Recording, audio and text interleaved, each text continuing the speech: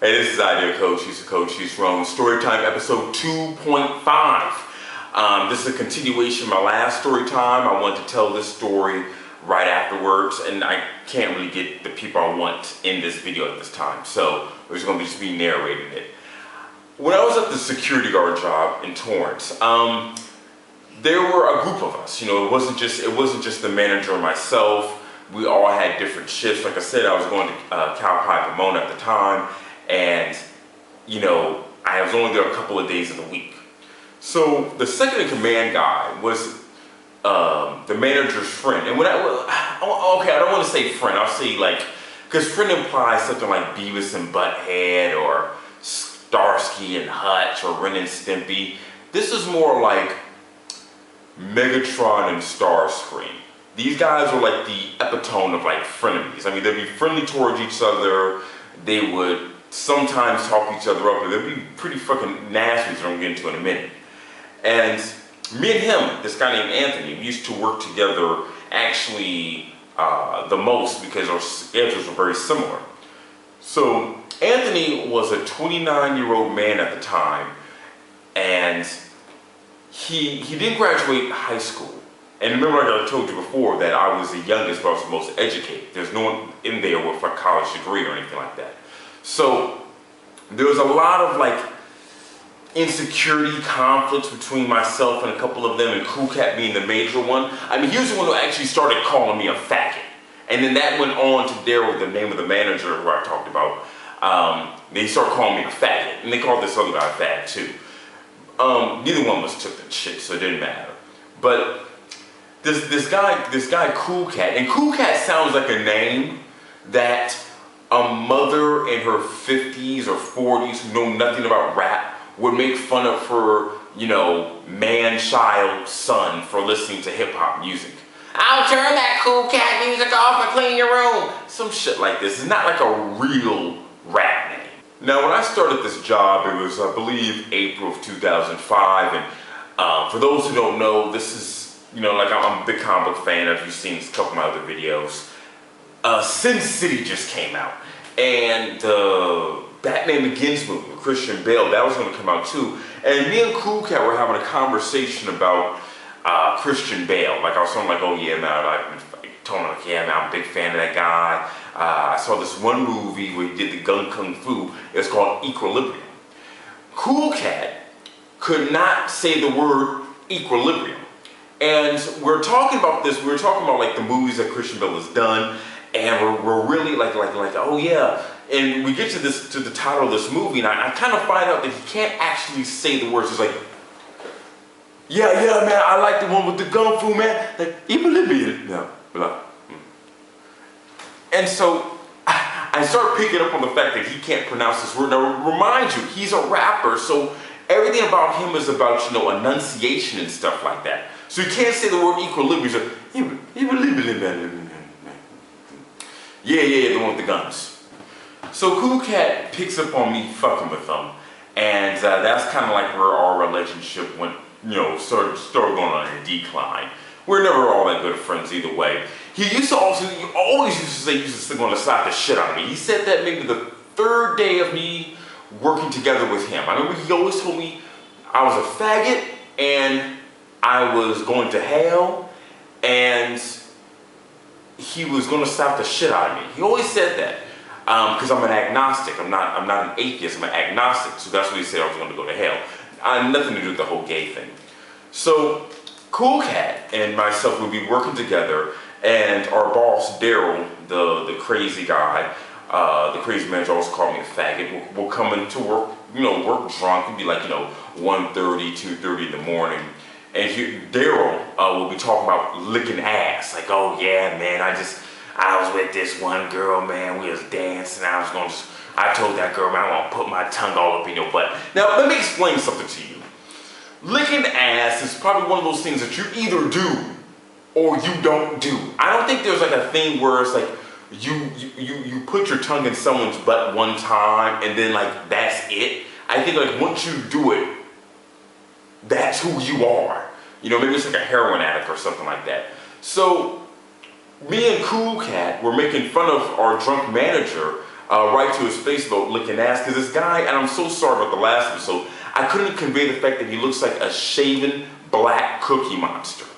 You know, so after making fun of Daryl and all that, and I use his real name, fuck him, he would go and leave, and then Kool Kat would come and talk to me and says like, oh yeah, but you know, sometimes you do what you gotta do. You just gotta lick a girl's butt. And I'm like, what the fuck are you talking about? We just made fun of someone else about licking butt, and now you're admitting to me that you lick butt in secret. So we're having, you know, a lot of verbal banter against one another, and he once again says he's gonna stop the shit out of me. Now I'm 205 pounds right now. At the time I was 235. I was doing professional wrestling, and I was a much bigger guy, especially with my arms and my quadriceps. So he's even a bigger man than me at that time. So he's a pretty big dude. So, you know, we got into a little bit of a shoving match, and we kind of chilled out. That was just a precursor to the end of the story. So he would talk about licking girls' butt, and then he told me that I was going to hell because I don't believe in God, but he's possessed by a sex demon. Now, if you're going to be horny, you're going to be horny, you know? Don't blame it on a fucking demon. He would talk about he was being possessed by a sex demon. That's why sometimes he would have to go and lick ass. Now, what a lot of people don't know is that there was a porn store in walking distance of our work. And like I said before, our work has a whole lot of free time. So during, when there's just nothing going on before the porn shop would close, he would go to the porn shop, come back, and then watch porn movies and you know, new Cadillacs, because you know, all the Cadillacs have like a TV in them. So we'd be watching porn movies and like unsold Cadillacs and Hummers and stuff like that. It was fucking outrageous, and he got on me when I announced that to the main boss, the main supervisor of our company, in a meeting one time.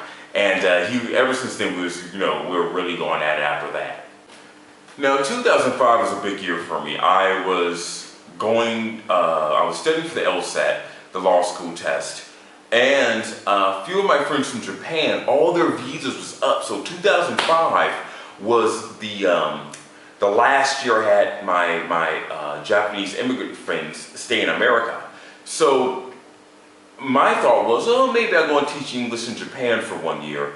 And I told Kool Kat this. And what Kool Kat told me was fucking something outrageous. He said something like this: man, you just want to go to fucking Japan and fuck some Japans. No, not Japanese women, not Japanese men, not Japanese people in general, the old people, young people, whatever. The country itself, plurally, if that's a word. So, God, this motherfucker. This guy, the Kool Kat, he comes up to me one day. This is towards the end of me working at this job, and says, a girl thinks I'm cute. Now, I'm wondering who this person could be, because we've taken no company pictures, so he has no pictures of me. He doesn't have my MySpace, which is very big at the time. I didn't have a Facebook account at the time either. So I'm wondering, how does a girl think I'm cute when there's no girls at work and there's no company photos of him to take to show to other women? So I'm asking him these questions, and he comes up and he just says this: Cochise, do you believe in the gays? Now, it takes me back a little bit, because I don't know how to answer this question. Like, do I believe in the gays? Like, do I believe in God? You know, do I pray to homosexuals? Do I believe in what the gays are doing or is right or wrong? Or do I believe whether or not they exist? Now, him and Daryl, Megatron and Starscream, come and tell me that they don't believe in the gays whatsoever. So it gets to the point where we start yelling at each other about him keep on calling me a faggot and asking all these goddamn gay questions while he lives in a gay neighborhood himself. The end of the story is this: I end up getting into a car accident and failing a major test at school. because I wasn't able to concentrate with my car being fucked up. And I have to come to work in this fucking just beat up, crunched up car because the person who hit me was an illegal immigrant and didn't have any insurance. So I was a little fucked. Luckily, the dude was also like a mechanic, so like 2 weeks later, he ended up fixing my car, but I was driving around this fucking hunk of junk for about a good 20 days. It's just fucking awful. So I come to work all the way from Pomona to Torrance, which is about, in traffic, an hour-long ride, maybe an hour and 15 minutes if it's nasty.